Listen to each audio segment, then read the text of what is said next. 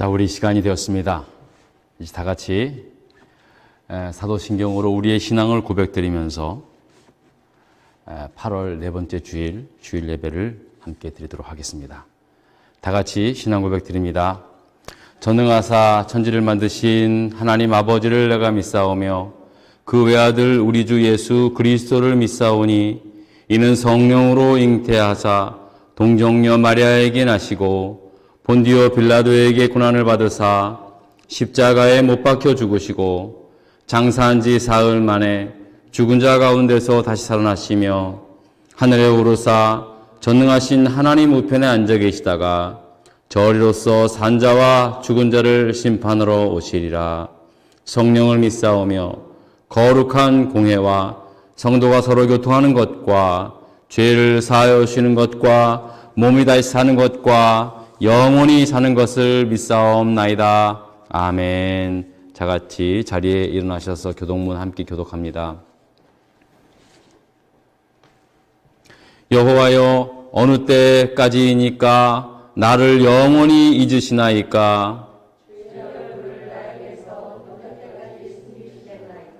나의 영혼이 번민하고 종일토록 마음에 근심하기를 어느 때까지 하오며 내 원수가 나를 치며 자랑하기를 어느 때까지 하리이까? 여호와여, 내 하나님이여, 나를 생각하사 응답하시고 나의 눈을 밝히소서. 두렵건대 내가 사망의 잠을 잘까 하오며 두렵건대 나의 원수가 이르기를 내가 너를 이겼다 할까 하오며 내가 나를 들 때에 나의 대적들이 기뻐할까 하나이다. 나는 오직 주의 사람을 의지하여 싸우니 나의 마음은 주의 구원을 기뻐하리이다. 내가 여호와를 찬송하리니 이는 주께서 내게 은덕을 베푸심이로다. 아멘. 다 함께 찬송가 38장을 함께 찬양하겠습니다. 2절서부터 자리에 앉아주시기 바랍니다. 예수 우리 왕이여, 찬송가 338장입니다. 예수 우리 왕이여, 이곳에 오소서. 우리가 왕께 드리는 영광을 받아 주소서. 우리는 주님의 백성, 주님은 우리 왕이라. 왕이신 예수여 오셔서 좌정하사 다스리소서.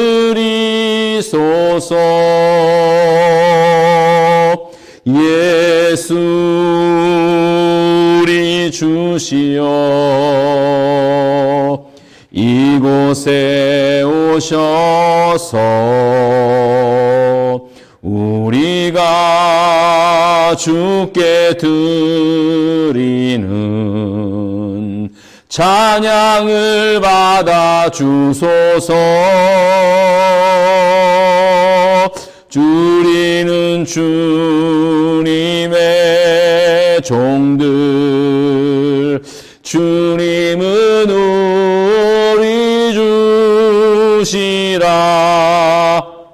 주 대신 예수님 오셔서 이 찬양을 받아 주소서.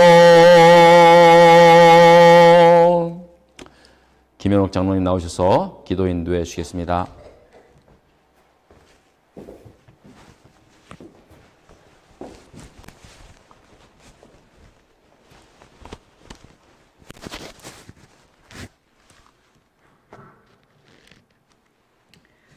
다 같이 기도 드리시겠습니다. 사랑과 은혜가 풍성하신 하나님 아버지 감사합니다. 오늘도 코발리스 한인 장로교회 성전에 나와 또 온라인으로 예배드리며 주님 앞에 머리 숙여 간절한 마음으로 기도합니다. 지난 한 주간도 세상에 나가 살 때 지켜주시고 함께 해주셨음을 감사합니다. 세상에서 힘들고 지친 우리들이 이 예배를 통해 회복되고 새 힘을 얻는 귀한 예배 시간 되게 축복해 주시옵소서. 하나님 아버지, 우리의 기도는 만사를 변화시킬 수 있다는 기도의 능력을 잘 알면서도 여러 가지 핑계로 또 게으름으로 기도하는데 소홀히 하고 하나님과의 관계를 등한시하면서 살았습니다. 아예 하나님을 잊어버린 채 세상 나가 죄 가운데 살아온 우리들의 연약한 모습을 주님 용서해 주시옵소서. 이 시간 다시 간절한 마음으로 드리는 이 기도가 주님께 열람되기를 또 주님께 응답받기를 간절히 원합니다. 그리하여 기도로 살아가는 즐거움과 기도가 주는 마음의 평안함을 알게 하시고 기도가 이루어지는 기적들을 경험하며 살아가는 우리가 되게 은혜 베풀어 주시옵소서. 하나님 아버지, 우리가 살아가고 있는 이 세상은 참담하고 어려움 가운데 있습니다. 코로나19로 많은 사람들이 두려움과 걱정 속에 있으며 군부에 의해 수많은 사람들이 탄압받고 죽어가는 미얀마가 있고 탈레반 무장 세력이 재점령을 함으로 참혹함 속에 빠져 있는 아프가니스탄 국민들이 있습니다. 지진으로 아비규환 속에 있는 IT도 있습니다. 모든 것이 불확실하고 답답하여 우리의 마음은 어둡고 우울합니다. 우리들은 이러한 현실 속에 그냥 내버려 두지 마시고 불쌍히 여겨 주시옵소서.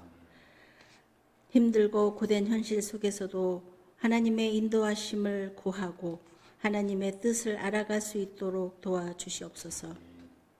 큰 은혜 내려 주시옵소서. 육신의 연약함으로 기도하는 성도들에게 주님의 능력으로 치유하여 주시고 회복되게 도와주시옵소서. 오늘도 주님 말씀 전하실 우리 목사님과 그 가정이 영육간에 강경케 지켜주시고 주시는 말씀을 통해 우리들은 하나님을 더 깊이 알아가는 시간 되게 해 주시옵소서. 여러 방법으로 교회를 섬기는 손길들을 주님 기억하시고 축복해 주시옵소서. 방학을 맞아 한국과 여행 중인 교우들이 많이 있습니다. 한 사람 한 사람 주님 함께 동행해 주시고 반가운 얼굴로 다시 만날 때까지 건강도 지켜 주시옵소서. 어둠 속에서도 우리에게 밝은 빛이 되시고 우리의 작은 신음소리에도 응답하시는 우리 주 예수 그리스도 이름으로 기도드렸습니다. 아멘.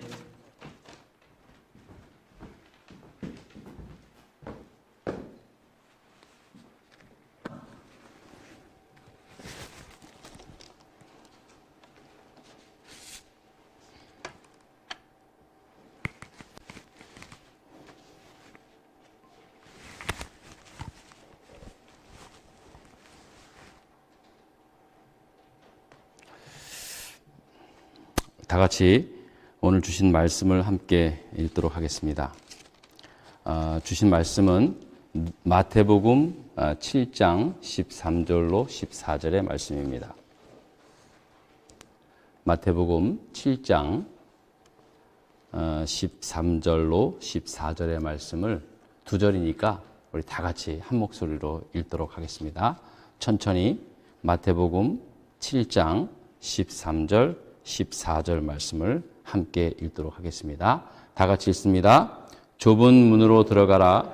멸망으로 인도하는 문은 크고 넓어 그리로 들어가는 자가 많고 생명으로 인도하는 문은 좁고 길이 협착하여 찾는 자가 적음이라. 아멘. 우리가 예수를 믿고 신앙생활을 하게 된 그 동기와 이유는 사람마다 각자 다를 수 있습니다. 어떤 사람은 예수 잘 믿는 배우자를 만나서 신앙생활을 하시게 된 분들 계시고요. 또 어떤 분들은 친구 따라서 교회에 나오시게 되면서 이제 예수를 믿게 되신 분도 계시고, 또 이렇게 이곳 코발리스에 오셔서 또 신앙생활을 시작하신 분도 계시고, 또 어떤 분들은 어머니 뱃속에서부터 어머니와 함께 교회에 다니면서 신앙생활을 하시게 된 모태신앙의 분들도 계십니다. 이처럼 각자 신앙을 갖게 된 그 동기와 이유는 사람마다 다 다를 수 있습니다. 하지만 우리가 예수를 믿는 목적은 단 한 가지입니다. 바로 구원받고 영원한 생명을 얻는 것입니다. 사람마다 예수를 믿게 된 동기와 이유는 다 달라도 예수를 믿는 목적은 단 한 가지. 구원받고 영원한 생명을 얻는 거예요. 사람이 한 번 죽는 것으로 끝나는 것이 아니라 그 다음에는 하나님의 심판대 앞에 서게 되는데 바로 이때 구원받은 하나님 자녀로서 영원한 하나님 나라에 들어가는 것, 그것이 바로 구원이라는 겁니다. 그러나 구원은 꼭 죽어서 받게 되는 내세적인 것만을 의미하는 것이 아닙니다. 내가 이 땅에서 예수를 믿고 하나님의 자녀로 거듭난 그때부터 이 땅에서 구원받은 하나님의 자녀로서 죄와 사망의 법에서 자유함을 누리며 구원의 기쁜 삶을 살아가는 것, 이것이 사실은 그리스도인들이 받는 최고의 축복이라는 사실입니다. 예수님께서는 하나님 나라에 대한 비유를, 하나님 나라에 대한 설교를 하실 때 항상 비유로 이렇게 말씀을 하셨습니다. 복음서를 보면은 예수님께서 설교하신 설교의 거의 7, 80%가 다 하나님 나라에 대한 설교였습니다. 그런데 항상 이 하나님 나라에 대한 설교를 할 때는 항상 비유를 통해서 말씀해 주셨는데요. 그중에 특별히 하나님 나라를 겨자씨 한 알과 같다라고 하는 말씀으로 비유하신 것이 있고, 또 다른 것은 하나님 나라를 가루 서마를 전부 부풀게 한 누룩과 같다라는 비유로 말씀하신 비유의 말씀이 있습니다. 여러분 겨자씨를 봐서 알겠지만 겨자씨는 눈에 잘 띄지도 않을 정도로 아주 작은 그러한 알갱이의 씨입니다. 너무 작아서 정말 하찮게 보이기도 합니다. 그런데 그 작은 겨자씨 한 알이 땅에 심겨져서 자라고 난 뒤 나중엔 새들이 깃드는 거대한 나무가 되는 것처럼 하나님 나라도 그와 같다, 그렇게 말씀합니다. 또 누룩 비유에 있어서는 작은 누룩이 가루 서마를 전부 부풀게 한, 밀가루 반죽 서마를 전부 부풀게 한 그런 누룩과 같다라고 그렇게 하나님 나라에 대해서 설교를 하셨습니다. 이 두 비유의 말씀이 주는 의미가 무엇이겠습니까? 우리가 예수를 믿고 구원받게 된 것이 처음엔 아주 겨자씨 한 알만큼 작아 보일 수 있다는 거예요. 미약해 보입니다. 그러나 겨자씨 한 알이 자라서 큰 나무가 되어 그 나무 가지에 많은 새들이 깃들었던 것처럼 예수 믿고 받은 그 구원의 복음이 처음에는 되게 작아 보여요. 별거 아닌 것처럼 보일 수 있습니다. 그러나 그것이 자라서 수많은 사람들의 생명을 구원하는 하나님 나라의 생명나무가 된다라는 그런 말씀을 하고 계신 겁니다. 누룩 비유도 마찬가지예요. 여러분 솔직히 우리 말합시다. 저도 그랬지만요. 우리가 예수를 믿고 구원받게 되었다라고 했을 때 이 믿음을 처음 예수 믿었을 때부터 내가 너무 구원받은 것이 너무 좋고 세상 전부를 얻은 것보다 더 크게 생각하는 사람들이 많지 않습니다. 물론 그런 사람도 있겠지만 안 그렇습니까, 여러분? 저도 중학교 때부터 교회를 다니고 구원받은 것에 대해서 기쁨에 감사의 눈물을 흘렸지만은요.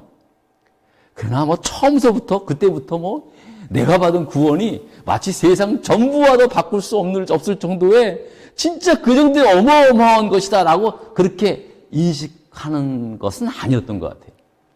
물론 이제 시간이 흐르면서 그 같은 확신이 들고 더욱더 우리의 믿음이 견고해지긴 하지만은요. 처음서부터 내가 예수 믿고 구원받은 것에 대해서 야 나는 천하를 얻은 것보다 더 소중한 것을 얻었다.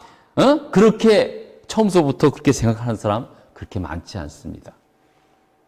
그리고 또 세상적 삶의 기준으로 보아서도 예수 믿고 구원받은 게 뭐 그렇게 대단해 보이지 않습니다. 여러분 교회 나오시지 않을 때, 예수 믿지 않을 때 교회 다니는 사람들이 예수 믿고 구원받았다고 할렐루야 하는 사람들을 뭐 대단하게 봤습니까? 별거 아닌 것처럼 보일 때가 있어요. 세상적 가치에서는. 예수 믿고 구원받은 것이 세상의 눈으로 봤을 때 뭐 엄청난 뭐 사건이라고 봅니까? 사람들이? 오히려 우리가 구원받게 된 것에 대해서 우습게 보는 사람도 있습니다. 우습게. 예전에 우리나라에 처음 오신 그 외국 선교사님들이 이제 노방 전도 나갈 때 서툰 한국말로 사람들에게 그렇게 그랬답니다. 예수 믿고 구원 받으세요. 그러니까 사람들이 뭐라 그러는지 아십니까? 야, 내가 구원 대신 10원 줄 테니까 나 믿어라. 그렇게 했어요. 예? 여러분, 실상 우리가 예수 믿고 구원을 받게 된 이 은혜는요, 나 자신도 그렇고 남들 보기에도 사실 그냥 작은 것처럼 보일 수 있습니다. 뭐 종교 하나 그냥 택했다라고 그렇게 생각할 수 있습니다. 여기 코발리스 왔으니까 뭐 교회 오면 한인들도 많이 있고 뭐 교회 오면 한국말도 실컷 하고 하니까 그냥 종교 하나 얻었다 생각하고 그냥 그렇게 예수 믿는다고 할 수 있습니다. 그러니까 사실은 그렇게 크게 내 삶의 그런 바운더리에서 뭐 그냥 하나 어떤 종교 하나 얻었다라는 정도의 생각을 하는 사람들이 사실 많이 있습니다. 또 이민교회를 목회하다 보니까 또 많은 사람들이 그렇게 생각하는 것 같아요. 이게 잘못됐다는 게 아니에요. 예수님께서도 비유로 말씀하셨던 것처럼 하나님 나라는 겨자씨 하나과 같다고 했고 또 적은 누룩과 같다고 하셨던 것처럼 처음에 보기에는 너무 작아 보이고 존재감도 없어 보이는 것처럼 하찮아 보일 수 있습니다. 그것이 정상이라는 거예요. 예수님도 그렇게 말씀하셨어요. 자, 그런데 이 하나님 나라가 겨자씨 하나만한 것 같기도 하고 또 작은 누룩 같기도 하다라고 하는 이 말씀의 의미를 다른 말로 이렇게 바꾸어 해석을 하면은요, 오히려 그렇게 작아 보이고 하찮아 보여야 사실은 누구든지 가질 수 있고 받아들일 수 있다라는 말의 의미 아니겠습니까? 만일 처음서부터 무슨 뭐 아주 굉장한 것처럼 구원받는 게 아주 굉장한 것처럼 보인다면은요, 감히 누가 쉽게 그렇게 받아들일 수 있겠습니까? 여러분, 요즘 그 진짜 뉴스의 그 전부를 이루고 있는 그 탈레반 이야기, 탈레반 사람들처럼요, 자신들의 종교적 가르침을 따라서 여자는 무조건 뭐 부르카를 입어야 한다고 말이에요. 다 덮고 눈도 안 보여요. 근데 그거 안 입었다고 길거리에서 여자를 머리에 총을 쏴서 죽이는 영상을 제가 봤어요. 전 지금도 막 등골이 솟아요. 불과 며칠 전에 일어난 사건이에요, 그게. 그래야 구원받을 수 있다고 생각해 줍시다. 그러면 여러분 누가 그 사람 종교들을 믿겠습니까, 그게? 그러니까 자기 열심히 있는 자기들은 아주 특별한 사람인 줄 아는 거죠. 자기들은 무슨 짓을 해도 괜찮다는 거예요, 그냥. 정말 무서운 겁니다, 진짜.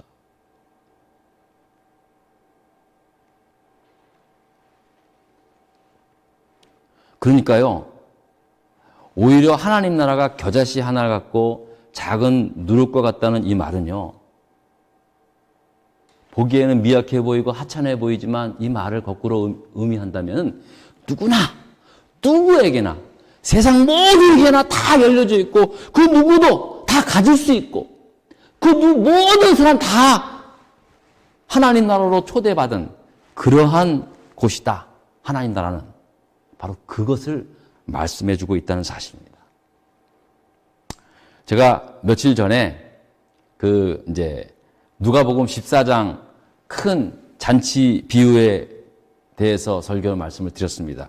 여러분 기억나시죠? 어떤 아주 큰 사람이 큰 잔치를 벌렸습니다. 바로 그 큰 잔치가 이제 하나님 나라의 잔치라고 이제 비유를 하는 겁니다. 그리고 이미 그 잔치 자리를 위해서 많은 사람들을 미리 초청을 해 두었습니다. 그리고 이제 막상 잔치할 시간이 다 돼서 아주 그냥 음식을 뻑뻑지근하게 차려놓고 이제 초청한 사람들을 다 모시고 오라고 종을 보냈습니다. 그런데 어떡합니까? 초대받은 사람이 내가 지금 엊그저께 밭을 사가지고 나 이거 하도 일이 많아가지고 나 이거 미안하다 이거 못 간다고. 어떤 사람은 소를 한 10마리 샀는데 이 소가 제대로 일을 하는지 건강한 놈들인지 이거 알아보기 위해서 내가 미안하지만 못 간다는 거예요. 어떤 사람은 내가 장가 가서 내가 못 간다고. 그렇게 막 핑계를 대는 거예요. 아니 세상에 큰 잔치를 배설을 놓고 초청을 했는데 사람들이 다 못 오겠다는 거예요. 그래서 그 주인이, 그 잔치를 준비한 주인이 그러면 잔치를 취소했습니까? 연기했습니까? 아닙니다. 주인이 종에게 명합니다. 그래? 그럼 너는 가서 이 거리 저 거리 다 가서 갈 곳 없이 떠도는 가난이들, 버려진 자들, 장애인들, 아무튼 눈에 띄는 사람 다 불러서 내 잔치에 내 집에 채우라고 그렇게 명령합니다. 또 그것도 모자라서 더 멀리 가서 더 멀리 가서 그냥 다른 나라 사람들까지도 다 강권하여 강제로라도 내 집을 채우라고 하는 명령을 하신 그 말씀을 기억하시죠? 여러분 이처럼 하나님 나라는 이미 세상 모두에게 다 열려져 있고 세상 모든 사람을 다 초청하고 계신다는 겁니다. 특정한 사람들이 아닙니다. 세상 모든 사람들이 모든 사상과 배경과 인종과 차별이 없이 그런 거에 차별 없이 그 누구에게도 하나님 나라의 복음은 작은 겨자씨처럼 그리고 작은 누룩처럼 쉽게 받아들일 수 있고 또 우리 마음의 밭에 심겨지면 나중에 새들이 깃드는 큰 나무가 되듯이 하나님 나라의 생명나무가 되는 그러한 놀라운 역사가 이루어진다는 것입니다. 누구든지 밀가루 서마를 전부 부풀게 한 작은 누룩덩이와 같은 풍성한 삶을 살아갈 수 있다는 겁니다. 이게 바로 하나님 나라의 은혜요 속성입니다. 자, 그런데 오늘 여러분들이 읽으신 본문의 말씀을 보면은요, 처음부터 뭐라고 말씀합니까? 좁은 문으로 들어가라 라고 합니다. 여러분 이 말씀을 보면은 이처럼 누구에게나 열려져 있고 누구에게나 그 문으로 들어갈 수 있는 하나님 나라인데 이 하나님 나라를 좁은 문으로 들어가라는 거예요. 생명으로 인도하는 문은 좁고 길이 협착하여 찾는 자가 적음이라고 하면서 좁은 문 좁은 길로 가라는 거예요. 여러분 우리가 분명 우리를 죄와 사망의 법에서 구원하신 예수 그리스도는요 그 험한 십자가를 지심으로 구원을 이루어 놓으신 그야말로 좁고 험한 십자가 길을 걸으셨습니다. 예수님이 그렇게 하셨습니다. 하지만 예수님께서 그렇게 함으로 열어놓으신 구원의 문과 길은 이제는 누구에게나 믿음으로 말미암아 들어갈 수 있는 그런 축복의 문이 된 거예요. 은혜의 문이 된 거예요. 그래서 그 뉴스, 복음이라고 말하는 거예요. 그런데 갑자기 예수님께서 좁은 문으로 들어가라는 거예요. 결국 이 말의 의미는 하나님 나라의 그 문은 좁은 문이라는 거 아니겠습니까? 결코 길이 넓지 않고 오히려 협잡한 길이라는 말 아닙니까? 오히려 넓은 문은 멸망으로 인도하는 문으로 가는 거니까 그 길 가지 말고 좁은 문으로 가라는 거예요. 자, 그렇다면 도대체 하나님 나라의 문은 누구에게나 열려져 있지만 실제로 그 문은 좁은 문이고 좁은 길이라서 그 문으로 들어갈 수 있는 사람이 많지 않다라고 하는 이 말에 여러분 선뜻 동의가 됩니까? 이해가 됩니까? 아니, 목사님, 지금까지 뭐 하나님 나라는 누구에게나 열려져 있는, 누구에게나 들어갈 수 있는 그런 문이라고 해놓고 갑자기 좁은 문으로 들어가라니요? 이게 서로 상충되는 거 아닌가라는 생각을 하게 됩니다. 여러분 그렇지 않겠어요? 않아요? 아니 누구에게나 예수 그리스도를 믿음으로 말미암아 주의 이름을 부르는 자는 구원을 얻는다. 그렇게 말씀했는데 갑자기 좁은 문으로 들어가라는 거예요. 그럼 도대체 어떻게 하라는 거예요? 우리가 언뜻 이 좁은 문으로 들어가라는 이 말씀만을 보면은 믿음으로 구원을 얻는다고 하는 이 놀라운 이 구원의 복음과 약간 좀 이렇게 뭔가 좀 이렇게 맞지 않는 듯한 모습을, 의미를 우리가 느낄 수 있습니다. 근데 여러분 이것은요, 전혀 상충되는 게 아니라 그대로 연결되는 말씀이라는 겁니다. 다시 말씀드리면요, 하나님 나라는 말씀대로 누구에게나 다 열려져 있고 누구나 다 초대받은 그런 나라인 것은 분명한 사실인데요. 문제는 좁은 문으로 들어가라고 한 그 예수님께서 말씀하신 그 뜻이 뭐냐는 얘기예요. 왜 그렇게 누구에게나 열려져 있는 그 문을 갖다가 왜 좁은 문으로 들어가라는 얘기예요. 보통 우리가 생각하기를 좁은 문이라고 하는 것은 이건 누구나 딱 떠오르는데 들어가기 너무 힘들고 너무 어려운 그런 의미를 가지고 있지 않습니까? 뭔가 좁은 문이야 라고 하면은 엄청난 경쟁을 뚫고 겨우 들어가는 그런 관문으로 이렇게 딱 생각합니다. 자, 그러면 예수님께서 말씀하신 좁은 문으로 들어가라는 말씀도 천국 들어가는 거 쉽지 않아, 힘들어, 어렵고 심지어는 치열한 경쟁을 뚫고 들어가라 라는 그런 말씀으로 우리가 또 받아들일 수 있다는 겁니다. 근데 여러분, 그런 의도로 예수님께서 좁은 문으로 들어가라고 하셨다면은 그야말로 하나님 나라가 겨자씨와 같고 누룩과 같다라고 하는 그 말씀과는 정말 상반이 되는 거죠. 상충이 되는 거죠. 그러니까 예수님께서는 결코 그런 의도로 말씀하신 것이 아니라는 겁니다. 어렵고 경쟁을 통해서 들어가라는 그런 의미로 말씀한 것이 아니라 예수님께서 말씀하시는 좁은 문으로 들어가라는 것은 천국의 문은 이처럼 아주 힘들고 어려운 경쟁을 치러서 가는 게 아니라 오직 믿음으로 들어갈 수 있는 문이라는 사실을 말씀하고 있다는 것입니다. 이 방법 저 방법 여러 가지로 들어가는 게 아니라 오직 한 가지 믿음으로만 가야 하는 길이기에 그게 좁은 문이라는 의미라는 사실이에요.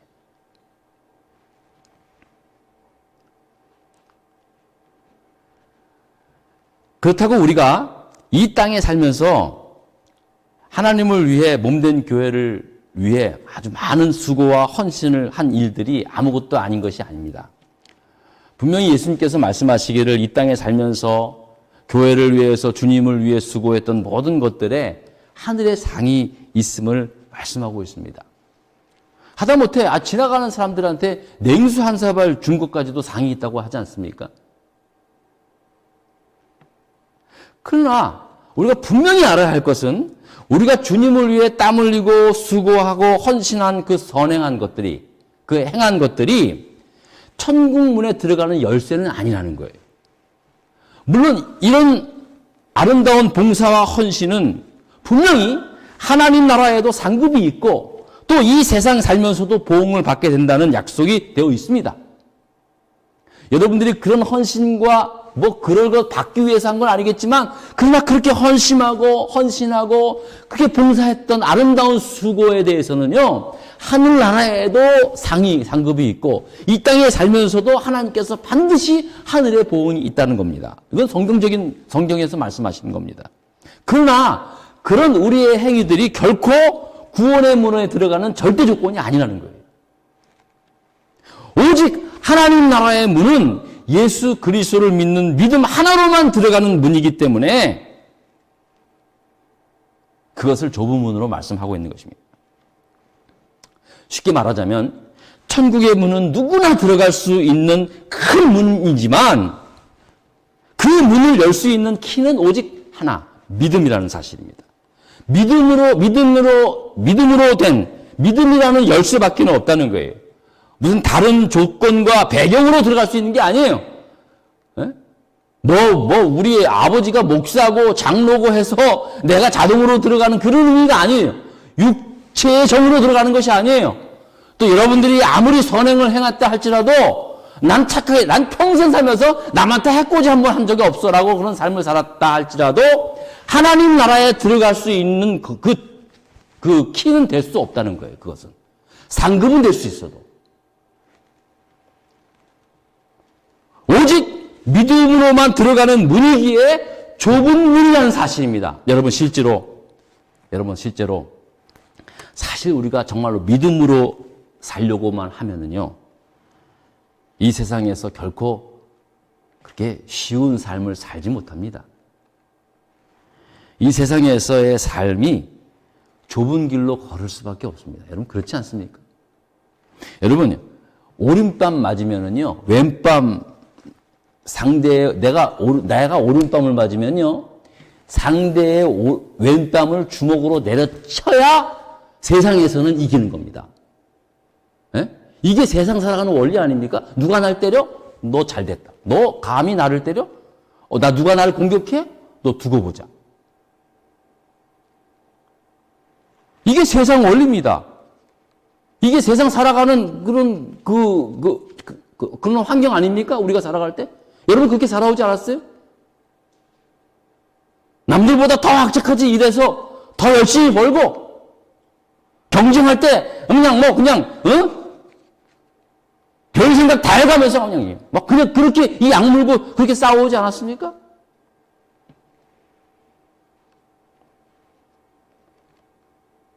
그런 세상에서 오른뺨 맞으면 왼뺨도 들여대라. 이 예수님의 말씀을 믿고 순종하는 게 쉽습니까? 여러분 제가 지금까지 살면서요, 예수 믿고 목사까지 되었는데도요, 내가 왼뺨은 맞은 적이 있어도 오른뺨 더 때려라라고 한 적은 한 번도 없습니다. 죄송합니다만. 못하겠던데요? 결코 쉽지 않습니다, 사실은. 너희는 먼저 그의 나라와 그의 의를 구하라는 예수님의 말씀에 믿고 순종하는 것 쉽겠습니까, 여러분? 지금 내 코가 석자인데, 내 할 일이 얼마나 많은데, 먼저 그의 나라와 그의 의를 구해요? 아니죠. 우리는 하나님, 내가 이 일 마친 다음에 하나님 나라와 의를 구하겠습니다라고 하는 게, 그렇게 살아가는 게 우리 아닙니까? 우리가 정말로 너희는 먼저 그의 나라와 그의 의를 구하러 살라고 하는 그 예수의 말씀을 믿고 순종하면은 여러분 이 세상의 삶이 그렇게 쉽겠습니까? 여러분 사실 믿음으로 사는 삶은요, 세상적으로 봤을 때 결코 쉽지 않습니다. 처음엔 너무 생소합니다. 세상에는 많은 방법들이 있잖아요. 이 방법 안 되면 이 방법도 있고, 이 방법이 안 되면 저 방법도 있고, 수단과 방법 안 가리고 그렇게 살아가는 그러한 법이 세상에 통하잖아요. 그런데요, 믿음의 삶에는 초이스가 없어요. 무슨 초이스가 있어요? 하나님 말씀만이, 그 말씀에 대해서 순종하는 것만이 우리가 가는 길이에요. 그래서 좁아 보이는 거예요. 그래서 힘들어 보이는 거예요, 여러분. 그래서 예수 믿고 사는 게 때로는 힘듭니다.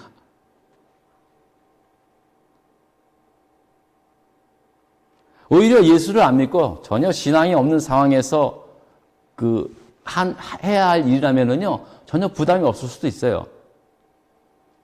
하지만 그래도 내가 예수 믿기 시작한 지 얼마 안 됐어도, 그래도 내가 예수 믿는 사람인데, 그래도 내가 주일에 교회를 가는데, 라는 생각에 따라, 이런 생각이 딱 자면은요, 예전에는 예수 안 믿었을 때는 아무 생각 없이 그냥, 남들도 그러는데 뭐 하면서 다 한 일이었는데, 그래도 내가 예수를 믿고 교회 다닌 지 얼마 안 됐어도 그래도 내가 예수를 믿는 사람인데, 내가 하나님의 자녀인데, 내가 목사님 하는, 설교하는 말씀에 아멘, 그러기도 했는데, 그게 내 마음에 양심이 되는 거예요. 신앙적 양심이 생기는 거예요. 그래도 적어도 내가 그래도 예수 믿는 사람인데, 라고 하면서 우리의 삶 속에 스탑 할 때도 있고요. 또 하나씩 하나씩 정리하며 살아가는 때가 있는 거예요. 그래서 힘든 거예요.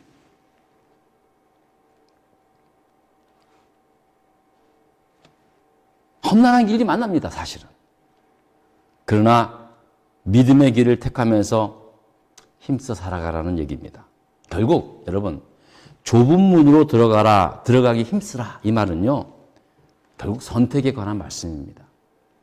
우리가 이 땅에 살면서 항상 우리는 무엇인가를 선택하며 살아가고 있지 않았습니까? 우리의 인생에 있어서 우리가 살아오면서 무엇을 택하여 살았는가에 따라 우리의 삶이 귀결됩니다. 근데 안타까운 것은 늘 우리의 선택은 늘 불확실하다는 거예요. 어떨 땐, 내가 이거 정말 잘 선택한 것 같아요.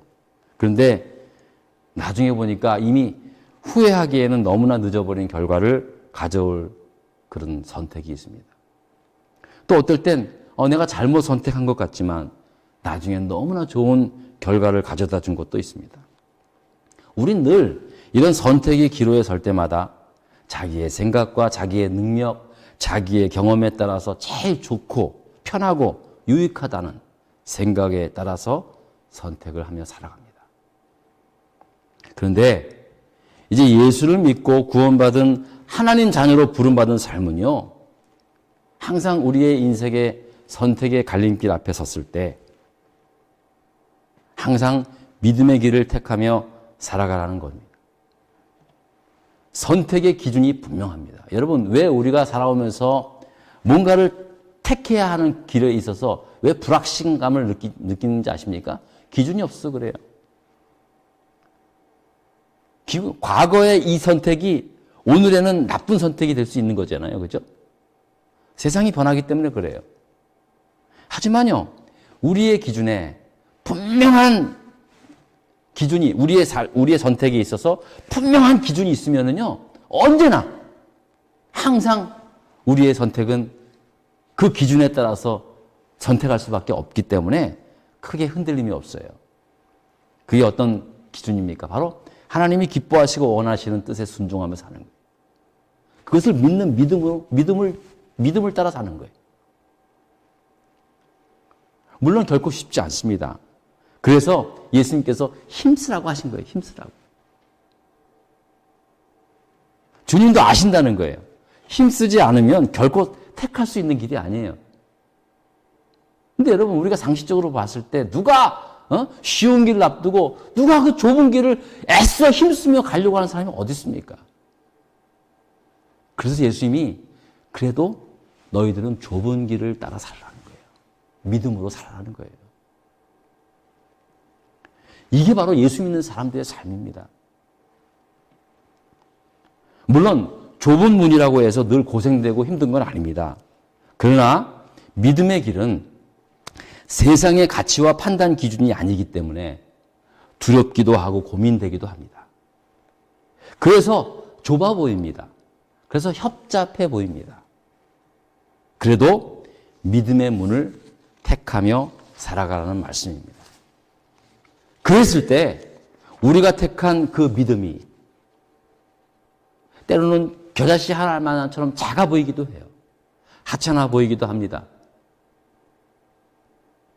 하지만 나중에 수많은 사람들에게 생명의 보금자리가 되는 큰 생명나무가 되고 또 작은 누룩으로 가루 서마를 전부 부풀게 오르듯한 그런 인생의 주인공이 될 줄 저는 믿습니다.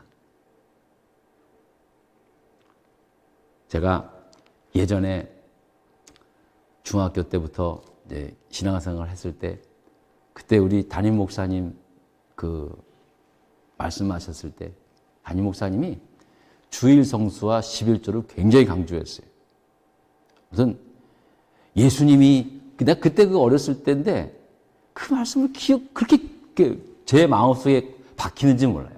여러분, 예수님이 여러분들을 위해서 여러분들의 죄와 여러분들 죄를 위해서 십자가에 달려 죽으셨습니다. 생명 버리셨습니다. 아멘. 그러면 예수님은 여러분들을 위해서 생명 버렸는데 여러분은 예수님을 위해서 뭘 준비하셨나요? 뭘 버릴 준비하셨나요? 그러가면서 다른 건 몰라도 여러분 주일 성수를 한번 생명처럼 한번 해보세요. 그러시는 거예요. 저는 그때 교회 다닌 지 얼마 안 됐는데 그 말이 저한테는 진짜 엄청나게 들렸어요. 내가 다른 건 내가 무슨 뭐 돈이 많이 있어서 많은 헌금을 드릴 수 있는 상황도 아니고 내가 뭐 똑똑해가지고 뭐 아주 큰 사람 내가 할 수 있으니 내가 정말로 생명처럼 내가 생명을 걸고 내가 하나님한테 드릴 수 있는 게 아무것도 없더라고요. 보니까. 근데 목사님이 그런 설교를 하는 거예요. 주일 성수를 한번 생명처럼 해보라고. 저 그 말에 제가 그냥 그 가슴에 막 비수가 팍 꽂히더라고요. 그래서 제가 실제로 그 말씀을 들은 이후부터 단 한 번도, 맞아요. 단 한 번도 저는 주일 성수를 지켰어요. 물론 몇 번에는 이제 뭐 내가 출석하는 교회가 아닌 다른 교회에도 제가 할 수 있고 또 어쩌다가 가족끼리 주일 예배를 드린 적도 있었어요. 하지만 단 한 번도 주일을 빼놓지는 않았어요. 그때 그 믿음. 근데 생각해 보니까요, 그렇게 저는 열심히 지켰어요. 근데 쉽습니까, 여러분? 생각해 보세요. 이제 고등학교 때는 또 이제 얼마나 또 요즘 애들은 뭐 공부밖에 한 곳밖에 안 다니는데 우리 때는 또 고등학교 때 저기 또 놀러도 많이 다녔거든요. 근데 꼭 하면은 주일날 가는 거예요. 주일날 끼고. 토요일날 만나서 또 어디 가, 우리 어디 가는데, 놀러 가는데, 어떤 여학교 학생들도 온대더라. 가자. 그러면 저는 가고 싶어 죽겠어요. 근데 어떡합니까? 약속했는데. 저는 사실 그때 당시에는 너무 힘들었어요. 막 그냥. 제가 또 이렇게 기타를 또 잘 쳐가지고요. 항상 어디 놀러 가면 저를 꼭 데리고 가려고 그래요. 근데 꼭 주의를 껴. 난 못 가죠, 나는 안 된다고. 그럼 막 친구들이 그러는 거예요. 아이고, 남들은 다 그러는데 너가 무슨 대단한 거, 네가 목사로 되냐? 막 그러는 거예요. 진짜 목사 됐더라고요.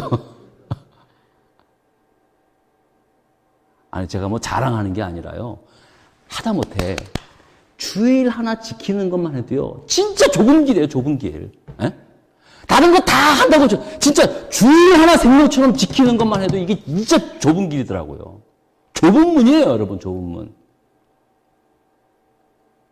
하물며 다른 하나님의 말씀, 너희는 먼저 그의 나라, 그의 의를 구하라.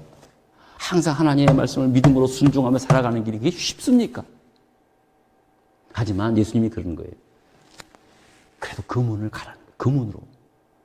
그래도 그 길로 가라는 거예요. 왜 그런지 아세요, 여러분? 그 길이 진정한 행복이 있기 때문에 그러는 거예요.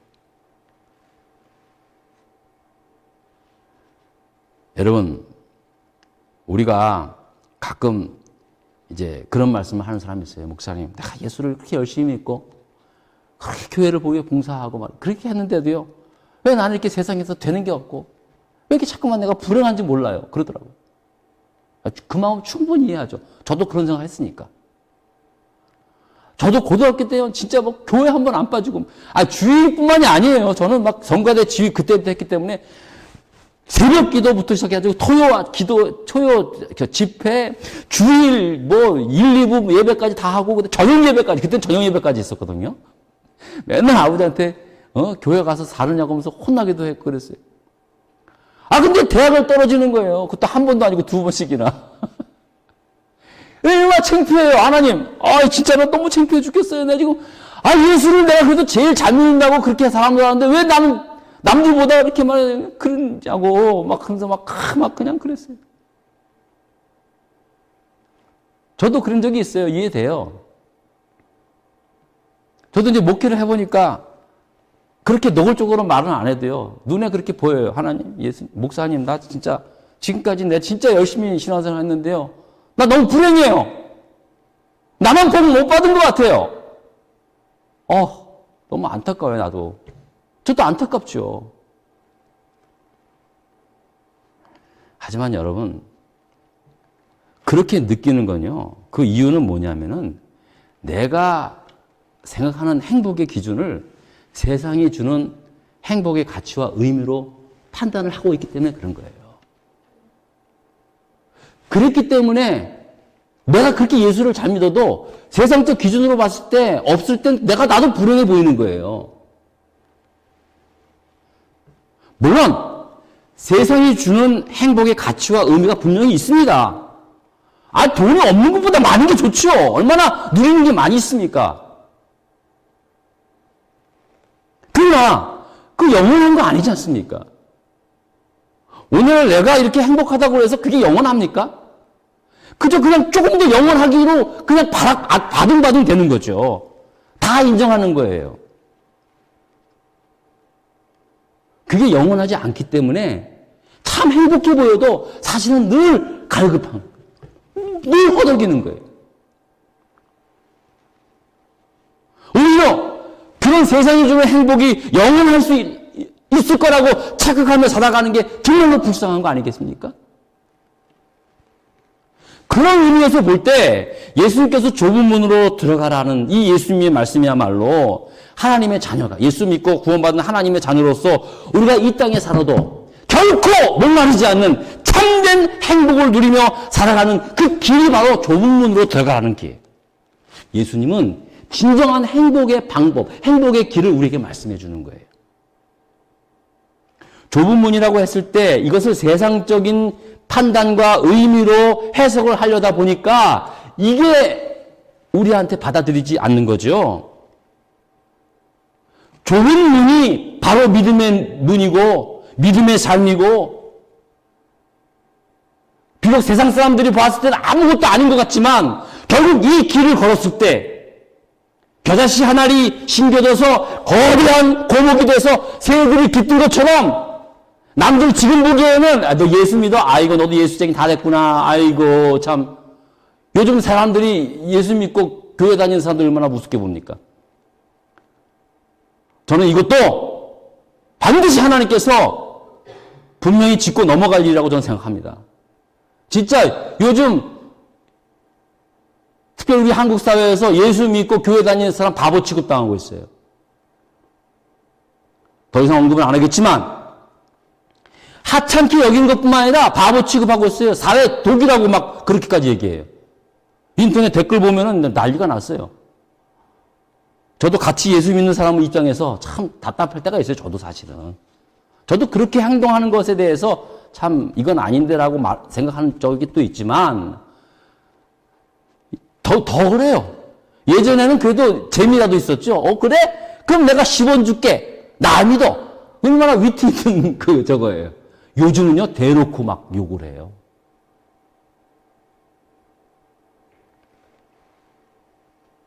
네, 여러분, 분명히 명심하십시오. 하나님 나라는 겨자씨 하나와 같다는 거예요. 하찮아 보여요. 아무것도 아닌 것처럼 보이죠. 그러나 여러분의 이 10년 가운데 그것이 복음이 믿어지고 심겨지면은요, 여러분, 앞으로 10년, 20년, 아니 여러분 대에서도 아니라 여러분 다음 세대를 통해서 여러분이 심어놓았던 그 생명의 복음이 거대한 하나님 나라의 생명나무가 되는 줄 믿습니다. 그 삶을 살아가는 것, 그게 진정한 모르지 않는 참된 행복이라는 사실을 예수님이 아시고, 그래서 좁은 문으로 가라는 거예요. 그래도 좁은 문으로 가라는 거예요. 안다는 거예요. 우리 마음 이해하는 거예요. 하지만 그래도 하나씩 믿음의 길을 택하며 살아갈 때, 처음에 우리도 다 똑같이 세상적인 생각으로 가지만, 그래도 하나씩 믿음을 선택하며 따라갈 때, 그때 진정한 참된 행복, 세상 그 어떤 상황이 다 바뀌어도 난 오직 여호와로 인하여 즐거워하리라고 하는 그 찬송이 우리의 심령 속에 터져나옵니다. 여러분, 그게 진정한 행복이고 그게 진정한 기쁨인 줄 믿으시기 바랍니다. 기도하십시다. 하나님 감사합니다. 오늘 귀한 말씀을 통해서 하나님 다시 한번 우리에게 좁은 문으로 들어가라 하시는 예수님의 음성을 듣게 되었습니다. 하나님, 그래도 우리가 너무 부족합니다. 하나님, 저희들을 불쌍히 해주시고, 그럼에도 불구하고 우리가 오늘 이 시간에 결단할 수 있게 하시고, 적어도 오늘보다는 내일이 더 믿음의 길을 걷는 그런 우리의 내일이 되게 하여 주시옵소서. 예수님 이름으로 기도드렸습니다. 아멘. 준비한 예물을 하나님께 드리겠습니다. 헌금위원 앞으로 나가시겠습니까? 예. 감사합니다.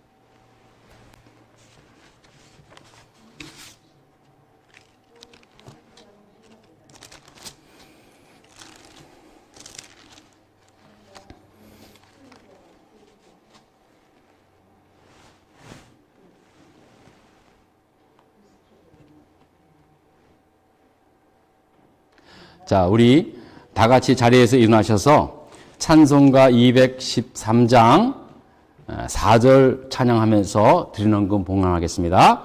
나의 보아 드리니 주여 받아 주셔서 하늘나라 위하여 주 뜻대로 쓰소서. 아멘. 살아계신 하나님 아버지 은혜를 진심으로 감사를 드립니다.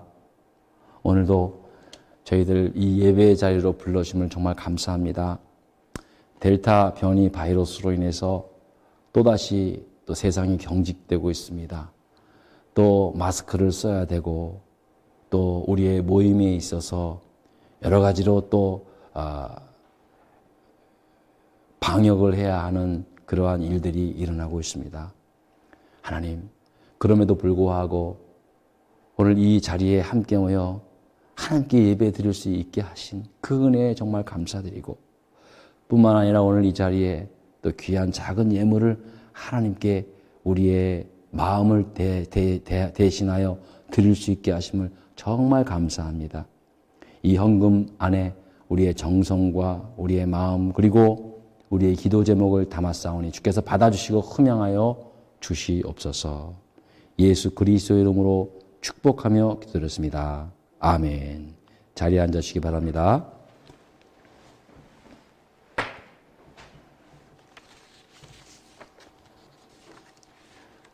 몇 가지 광고 말씀 드리겠습니다. 이제 여러분도 이미 잘 아시다시피 우리가 살고 있는 이 벤튼 카운티 지역에서 이제 실내에서 모일 때는 반드시 마스크를 착용해야 되고, 그다음에 밖에서도 사람들이 모이는 곳에서는 반드시 마스크를 착용하라는 그런 방역 지침이 있었습니다. 그래서 이제 여러분들 모이실 때도 항상 이 방역 지침에 따라서 들어오실 때 반드시 손 세정제를 이용해 주시고 본당에 들어오시기를 바랍니다.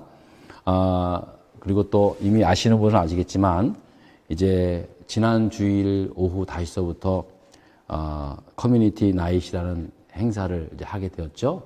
그래서 오늘은 이제 미국 교회가 하고 그다음에 다음 주에는 우리가 해야 할 터인데, 안타깝게도 이제 이 변이 코로나 바이러스로 인해서 이제 커뮤니티 이 나잇 행사는 다음 해로 그렇게 연기를 부득이 하게 되었습니다.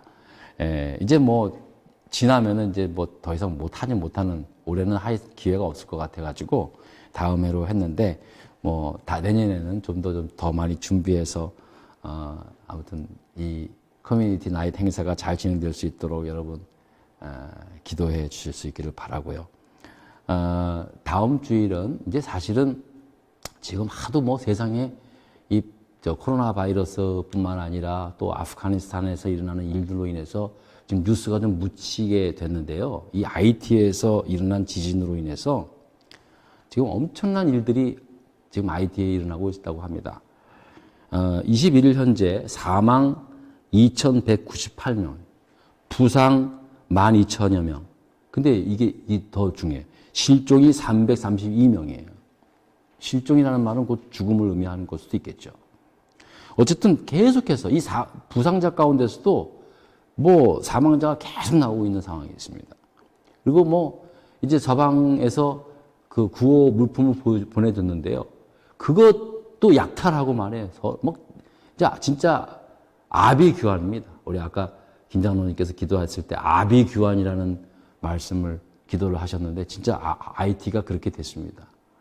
그래서 우리 총회본부에서 우리 미국 장로교단 총회본부에서 그래도 긴급 구호 물품을 보내기로 했습니다. 그래서 여러 교회에 동참해달라고 요청이 온 바에 따라서 우리 장로님들과 상의를 해서 다음 주일 예배 때 여러분들 개인적으로 이렇게 불쌍한 이들을 좀 돕기 위한 헌금을 좀 해 주실 수 있기를 바랍니다. 저희 교회에서 책정한 금액이 있습니다. 그래서 부족한 부분은 교회 재정에서 채워 넣으려고 합니다. 중요한 것은 작은 거지만 우리가 마음을 같이 해서 어려운 이들과 함께 마음을 함께 하는 것이 중요하다고 생각이 들어서 여러분들한테 부탁을 드리는 것입니다. 계속해서 우리 교회 홈페이지 사용하시는 분들께 계시는데 계속해서 많은 사용 부탁을 드리겠고요. 토요 아침 기도회 여러분 많이 참석 바라겠습니다. 여행 중에 계신 분들도 있습니다. 위에서 안전하게 잘 여행 갔다 오실 수 있도록 계속 기도 부탁을 드리겠습니다. 우리 다 같이 자리에서 일어나셔서 마지막 찬송 부르고 예배를 마치겠습니다. 마지막 찬송 521장입니다. 521장 구원으로 인도하는 그 문은 참 좁으며 함께 찬양하겠습니다. 구원으로 인도하는 그 문은 참 좁으며 생명길로 인도하는 그 길은 참 험하니 우리 몸에 지워있는 그 더러운 죄짐을 하나 없이 벗어놓고 힘써서 들어갑시다. 구원으로 인도하는 그 문 들어가 영생으로 인도하는 그 생명길 갑시다. 이 세상에 많은 사람 그 문으로 들어가 넓은 길로 갈지라도 멸망으로 끝나니 세상 못된 부귀영화 모두 내어버리고 주의 말씀 순종하여 그 생명길로 갑시다. 구원으로 인도하는 그 좁은 문 들어가 영생으로 인도하는 그 생명길 갑시다. 구원의 문 열렸으니 주의 공로 힘입어 주저 말고 들어가서 생명길로 갑시다. 구원의 문 닫힌 후엔 들어가고 싶으나 한 번 닫힌 구원의 문 또 열려지지 않으리. 구원으로 인도하는 그 좁은 문 들어가 영생으로 인도하는 그 생명길 갑시다. 영생으로 인도하는 그 생명길 갑시다. 할렐루야! 기도하겠습니다. 이제는 우리 주 예수 그리스도의 은혜와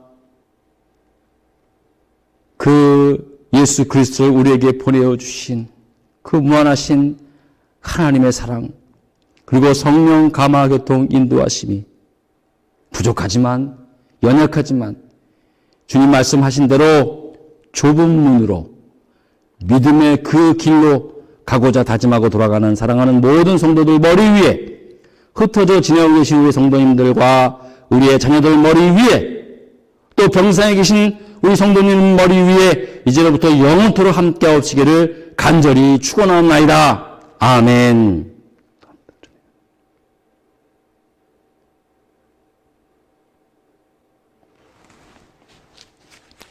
예, 감사합니다.